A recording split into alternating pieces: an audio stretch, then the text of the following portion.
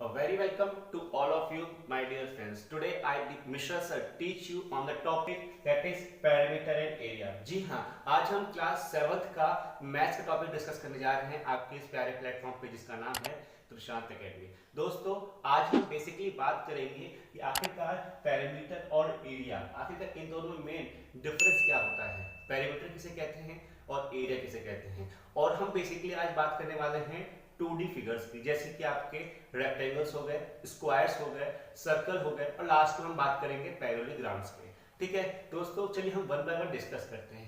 सबसे पहले मैं बताता हूं आपको कि पेरीमीटर आखिरकार होता क्या है। दोस्तों, पेरीमीटर वो चीज होती है, जैसे कोई ऑब्जेक्ट आप कंसीडर कीजिए। ठीक है, फॉर एग्जांपल आपने चलिए 2D फिगर में स्क्वायर ले लिया। दोस्तों, पेरीमीटर क्या होता है कि अगर मैं उस फिगर के ओनली ऑन बाउंड्री पे ट्रेवल करूं, means that how much distance we covered while traveling on the boundary of that figure। Simple भाषा है ये, कोई डेफिनेशन कुछ नहीं है इसकी। क्या है कि हमने कितनी डिस्टेंस ट्रेवल की है केवल उस फिगर के बाउंड्री पे चल के। फॉर एग्जांपल अगर मेरे पास, चलिए मैं आपको वन बाय वन डिस्कस कराता हूँ। ठीक है, पहले हम डिस्कस करेंगे स्क्वायर के बारे में। देखिए, स्क्वायर के बारे में क्या होता है कि हमारे पास एक नॉर्मल एक फिगर होती है, ठीक है, जिसका हमें जो साइड दिया होता है वो ए होता है। ऑल साइड्स, स्क्वायर की सारी साइड्स क्या होती है, ए होती है, means that all sides equal होती है। ठीक है, अगर मैं अपनी जर्नी को यहां से स्टार्ट करता हूं, ठीक है, यहां से मैंने मूवमेंट किया यहां तक, ठीक है, तो मैंने डिस्टेंस कितना ट्रेवल किया, ए। फिर अगेन यहां से लेकर यहां तक डिस्टेंस ट्रेवल कितना किया, प्लस ए। ऐसे ही मैं यहां और यहां, मींस दैट ए प्लस ए। तो टोटल फ्रेंड्स कितने हमारे ए हो गए, ये हो गए 4a। दोस्तों, बाउंड्री पे मैंने कितनी डिस्टेंस ट्रेवल की, 4a, that is known as the perimeter of the square, that is 4a। ठीक है, अगर मैं रेक्टेंगल की बात करूं दोस्तों, रेक्टेंगल में क्या होता है, हमारे पास एक कुछ इस प्रकार की फिगर होती है जिसमें कि लेंथ होता है ग्रेटर और ब्रेथ होती है स्मॉलर। ठीक है, सिमिलरली यहां भी लेंथ है और यहां भी ब्रेथ है। सेम डिस्टेंस में अगर फॉलो, मतलब सेम प्रोसीजर में फॉलो कर रहा हूं, यहां से यहां, यहां से यहां, तो मैं क्या किया, एक बार मैंने एल किया मूवमेंट, फिर मैंने क्या किया, बी मूवमेंट किया। दोस्तों, जब वापस मैं इधर आऊंगा तो यही सेम डिस्टेंस फिर से एल आएगी हमारे पास, और फिर यहां से जब मैं इधर मूव करूंगा ये, तो हमारे पास क्या आएगी, बी आएगी। फ्रेंड्स, आप यहां देख सकते हो कि यहां पे जो लेंथ और ब्रेथ है वो क्या है, उसकी जो लेंथ है और ब्रेथ है, इसका जो मेजरमेंट है ये क्या है, लिटिल बिट डिफरेंट है। लेंथ क्या है, ज्यादा है, ब्रेथ क्या है, कम है। तो डेफिनेटली यहाँ पे जो पेरीमीटर आता है वो लिटिल बिट डिफरेंट फॉर्मूला होगा as compare to the square. क्यों, देखिए यहाँ पे लेंथ कितनी है, 2 है, तो मैंने 2l कर दिया और फिर 2b कर दिया। ठीक है, 2 कॉमन लेके l प्लस b कर दिया। दोस्तों, आप देख सकते हैं कि ये पेरीमीटर होता है हमारा रेक्टेंगल का और ये स्क्वायर का होता है। ठीक है, यहाँ तक आप ठीक सीख गए। अब बात आती है हमारे क्या, ट्रायंगल की और सर्कल की। चलिए हम वो भी जल्दी से डिस्कस करते हैं। देखिए,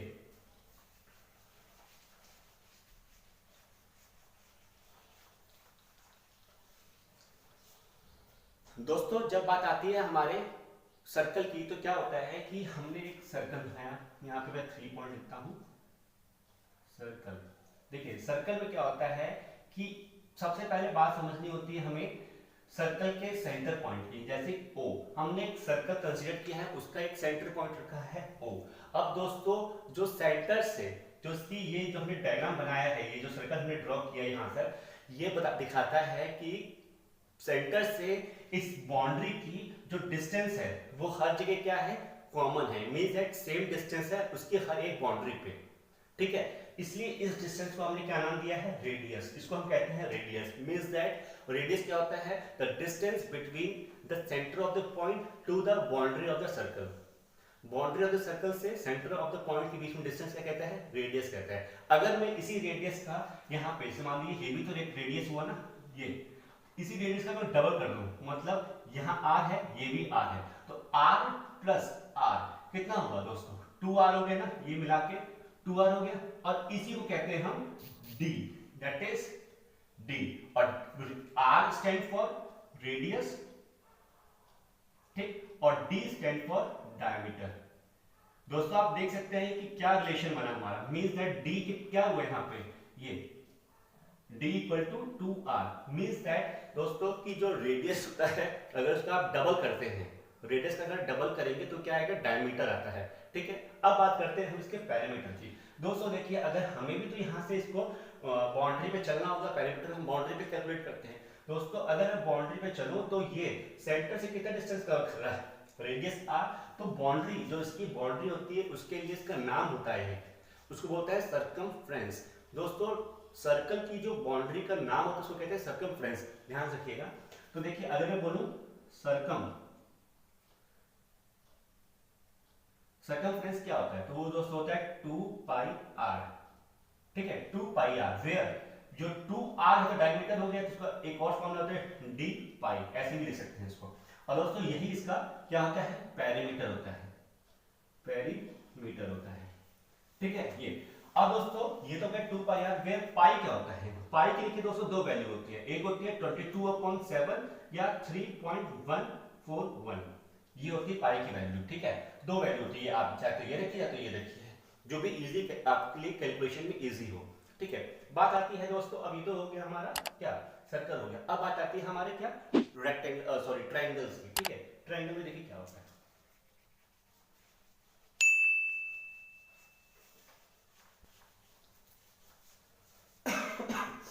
दोस्तों देखिए ट्रायंगल, ट्रायंगल में क्या होगा, हमारा एक फिगर होता है। ठीक है, ट्रायंगल, जिस ट्रायंगल में क्या होता है, तीन वर्टेक्स होती है, तीन एज होता है और तीन एंगल्स होते हैं, तीनों एंगल का सम जो होता है वो 180 डिग्री होता है। और जो एंगल्स हैं वो भी वेरी करते हैं, जैसे कहते हैं एक्यूट, ऑब्ट्यूज और एक्यूट, ऑब्ट्यूज, रिफ्लेक्स, ये तीन एंगल्स होते हैं हमारे पास। ठीक है, बेसिकली अब देखिए इसमें पेरीमीटर में क्या होगा कि जो डिस्टेंस मैंने यहाँ और यहाँ ट्रेवल की, मींस दैट ए, बी और सी अगर हमारे पास ट्रायंगल है तो ये ए हो गया, ये बी हो गया और ये सी हो गया। तो पेरीमीटर दोस्तों क्या आता है, ए आता है प्लस बी आता है प्लस सी आता है। ठीक है, यहाँ तक क्लियर हो गया, हमारे चारों फिगर हो गए और हमने चारों फिगर का हमने पेरीमीटर इजीली कैलकुलेट कर लिया। अब बात आती है एरिया की। दोस्तों जो एरिया होता है उसको मैं डायरेक्टली आपको बताता हूँ। एरिया में होता क्या है, देखिए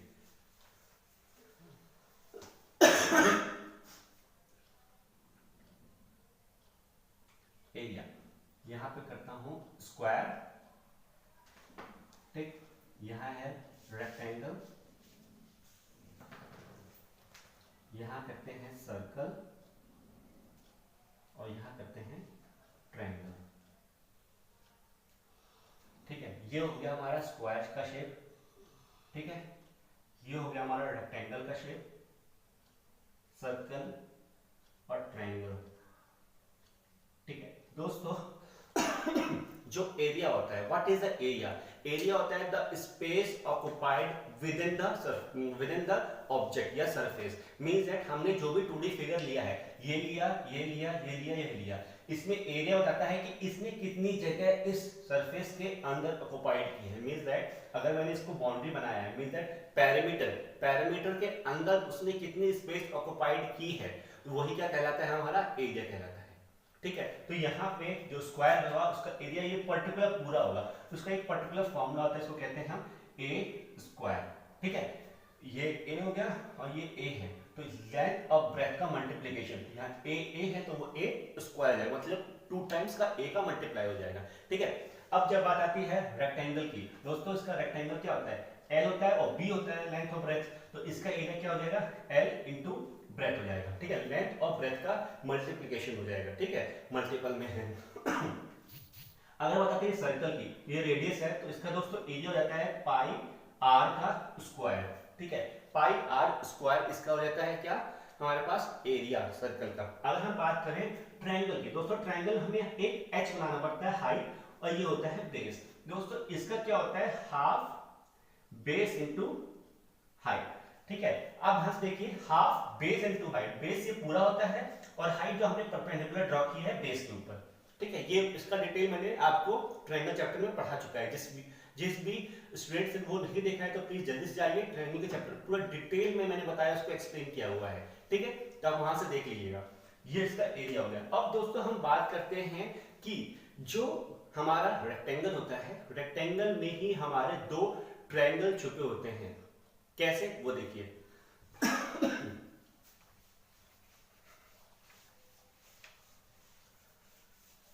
दोस्तों फॉर एग्जांपल अगर आप एक रेक्टेंगल कंसीडर करते हैं, देखिए रेक्टेंगल आप कंसीडर कीजिए, ये क्या है, लेंथ और ब्रेथ है। दोस्तों ये लेंथ हुई इसकी और ये ब्रेथ हुई। अगर मैं रेक्टेंगल को अगर मैं दो पार्ट में फोल्ड कर दूं डायगोनली, कैसे डायगोनली, फॉर एग्जांपल अगर मैंने इस एंड को और इस एंड को फोल्ड कर दिया, ये यहां से इसको उठा के मैंने जोड़ दिया आपस में, तो ये क्या हो गया, ये पार्ट है आपका वन पार्ट और ये क्या है टू पार्ट।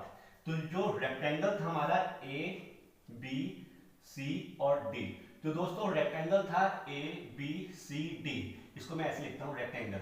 रेक्टेंगल हमारा टू पार्ट में डिवाइड हो गया, क्या हो गया ए बी सी और क्या हो गया, नहीं ए बी सी नहीं, ए बी डी, ये ए बी डी और हमारा क्या हो गया ट्रायंगल, और ट्रायंगल क्या हो गया डी बी सी, आप देख सकते हैं। और इसकी क्या खास बात है दोस्तों कि ये दोनों ट्रायंगल आपस में क्या है, कॉन्ग्रुएंट है। कैसे, ये देखिए कि रेक्टेंगल का ये कितना होता है 90 डिग्री होता है कि नहीं होता है। ये लेंथ है एल, तो इसके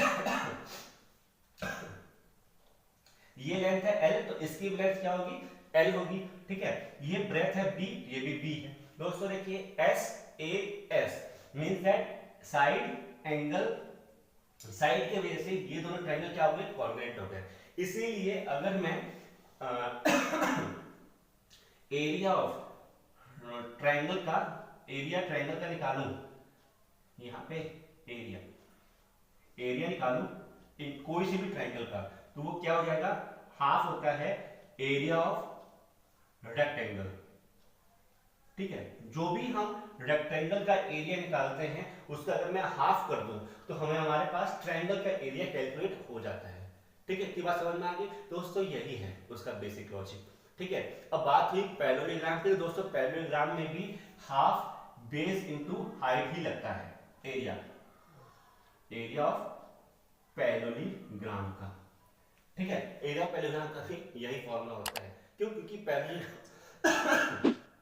जो पैरेललोग्राम होते हैं फ्रेंड्स वो भी तो इन्हीं शेप से बन के आते हैं, 2D फिगर्स होते हैं, और इसके एग्जांपल में ही हमारा रेक्टेंगल और स्क्वायर आता है, ठीक है। दोस्तों आज हमने क्या कवर किया, पेरीमीटर और एरिया।